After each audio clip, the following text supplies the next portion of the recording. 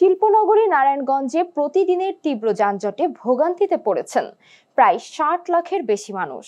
নষ্ট হচ্ছে কর্মঘণ্টা, ব্যাহত হচ্ছে শ্রম পরিবেশ ও শিক্ষার সময়সূচি, পাশাপাশি অর্থনীতিতেও পড়েছে নেতিবাচক প্রভাব। ২০২২ সাল থেকে দিন যত গড়াচ্ছে ততই যানজটের মাত্রা বাড়ছে। ঢাকার পার্শ্ববর্তী এই জেলাকে সেরা জেলায় পরিণত করতে কঠোর আইন প্রয়োগের ঘোষণা প্রশাসনের। এজন্য ব্যবসায়িক সংগঠন ও নারায়ণগঞ্জবাসীর সহযোগিতা কামনা করা হয়েছে। নারায়ণগঞ্জ থেকে তারেক স্বপনের তথ্য ও ছবিতে প্রতিবেদন। পাখির চোখে নারায়ণগঞ্জ জেলা, রাতেও আলো ঝলমলে মনোরম এক দৃশ্য। তবে এই সৌন্দর্য দূর থেকে, কাছে গেলে অনুভব করা যায় নগরবাসীর জীবন কতটা হাঁপিয়ে উঠেছে। সূর্যোদয় থেকে সূর্যাস্ত, এমনকি রাত অবধি কর্মব্যস্ততায় মুখর থাকে এই শিল্পাঞ্চল। তবে এই জীবনযাত্রাকেও আরো কঠিন করে তুলেছে যানজট। রাজধানী ঢাকা থেকে মাত্র ১৪ কিলোমিটার দূরের এই জেলায় এখন প্রধান সমস্যাগুলোর মধ্যে অন্যতম যানজট।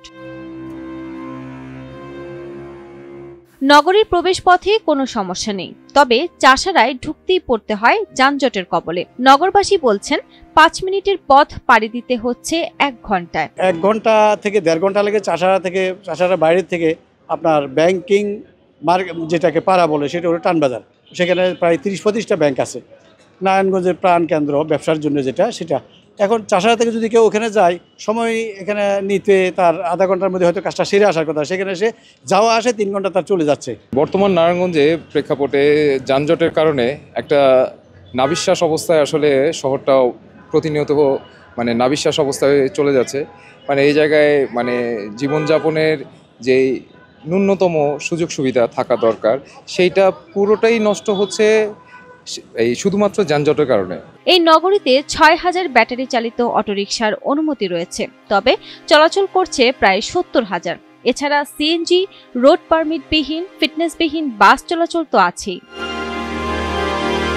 অবৈধ পার্কিং, অবৈধ যান, ফুটপাত দখল এবং সংস্কারের নামে রাস্তা খোঁড়াখুড়ি, এসব কারণে যানজট বাড়ছে বলে মনে করছেন স্থানীয়রা। আমাদের বাসা থেকে ব্যবসা প্রতিষ্ঠানে যাওয়ার সময় লাগে ১০ থেকে ২০ মিনিট, সেই জায়গায় এখন সময় লাগে ১.৫ থেকে ২ ঘন্টা। এই ১.৫ থেকে ২ ঘন্টা গাড়ির মধ্যে বসে থাকা একটা আমাদের জন্য বিশাল কষ্টদায়ক। নারায়ণগঞ্জ প্রেস ক্লাবের সাধারণ সম্পাদক বলছেন, ট্রাফিক ব্যবস্থা, সিটি কর্পোরেশন এবং পুলিশ প্রশাসন যানজট নিরসনে ব্যর্থ, কারণ তাদের সেই সদিচ্ছাই নেই। ফুটপাতের হকার, ব্যাটারি চালিত অটোরিকশা এবং অবৈধ যানবাহন থেকে নিয়মিত মাসোহারা নেয়ার কারণে প্রশাসন ব্যবস্থা নিতে পারে না বলেও জানালেন তিনি। পুলিশ প্রশাসনের অধীনে ট্রাফিক ব্যবস্থা এবং সিটি কর্পোরেশনের অধীনে হচ্ছে রাস্তাঘাট। তো এই দুইটা প্রশাসনই পুরোপুরি ব্যর্থ, এবং ব্যর্থর চেয়ে বড় কথা হচ্ছে তাদের কোনো সদিচ্ছাই নাই। সম্প্রতি যানজট নিরসনে জেলা প্রশাসক ও পুলিশ প্রশাসনের কাছে স্মারকলিপি সহ বিভিন্ন দাবি তুলে ধরেছেন তৈরি পোশাক শিল্প মালিকদের শীর্ষ সংগঠন বিকেএমইএ ও Narayanganj chamber of commerce and industries. আমি সবচেয়ে বেশি ভয়টাতে ছিলাম আমার জামতলা বাসা থেকে চাষারাটা ক্রস করে যেতে, তাকে আমার শুধুমাত্র এই চেম্বারটা ক্রস করতে সময় লাগছে প্রায় ৩৫ মিনিট। আমি ভাবছিলাম ওই ৩৫ মিনিটের মধ্যে হয়তো আমার মাকে হারাবো।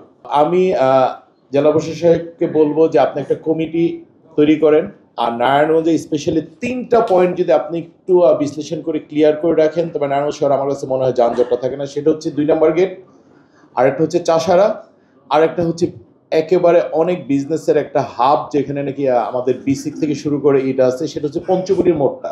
বাচ্চারা স্কুলে ঠিক মতো যেতে পারছে না এবং ব্যবসায়িকরা ঠিক মতো তাদের কর্ম জায়গায় যেতে পারছে না। যেটা ১০ মিনিটের রাস্তা থাকে সেটা আপনার ঘন্টাখানেকেও পার হয়ে যাচ্ছে। আমরা জানি যে আমাদের ডিসি মহোদয়ের সাহেবের কাছে আসলে উনি কখনো কাউকে ফিরায় না।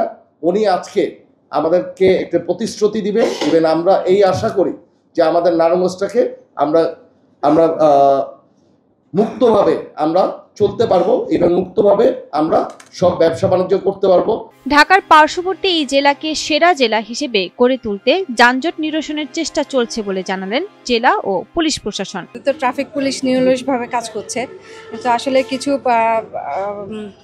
কিছু সমস্যার কারণে হয়তো এটা আমরা পুরোপুরি কাজ করা যাচ্ছে না। যেমন রাস্তা কাটা আছে, তারপরে অতিমাত্রায় যেখানে সেখানে হচ্ছে সিএনজি স্ট্যান্ড, তারপর হচ্ছে সিএনজি চালিত অটোরিকশা সেগুলোর সংখ্যা বেড়ে যাওয়ার জন্য হয়তো আমাদের ট্রাফিক পুলিশ আমাদের কষ্ট করতে, এবং পঞ্চবটি যে রাস্তাটা হচ্ছে রাস্তা কাটা, সেটার জন্য হচ্ছে এখন বেশি যানজট সমস্যার সম্মুখীন হচ্ছে। তা আমরা যেটা প্রতিনিয়ত যেটা করছি যে আমাদের অতিরিক্ত ফোর্স দেওয়া আছে এবং আমরা চেষ্টা করছি যে যাতে এবং লাইনও কিছু ঠিক করে দেওয়া হয়েছে বিভিন্নভাবে। মেইন যে সমস্যা আমরা দেখছি যে অটো আমাদের একটি অন্যতম প্রধান সমস্যা এই যানজটের জন্য। এই অটোকে নিয়ন্ত্রণে আনার জন্য আমরা আসলে অনেকগুলো উদ্যোগ গ্রহণ করেছি। এগুলো অবশ্যই এখন আমাদের অনেক সময় অনেক রক্ত ঝরেছে, একটু চেঞ্জ হতে হবে। এই চেঞ্জ আমাদের সকলের দাবি, এখন এই দেশের দাবি, সমাজের দাবি। এই চেঞ্জের আলোকে আমাদের সমস্ত কার্যক্রমগুলো, আর এই লক্কর ঝক্কর বাস, ফিটনেসবিহীন বাস আমরা মোবাইল কোড করছি, ফিটনেসবিহীন কোনো গাড়ি আমরা চালাবো না।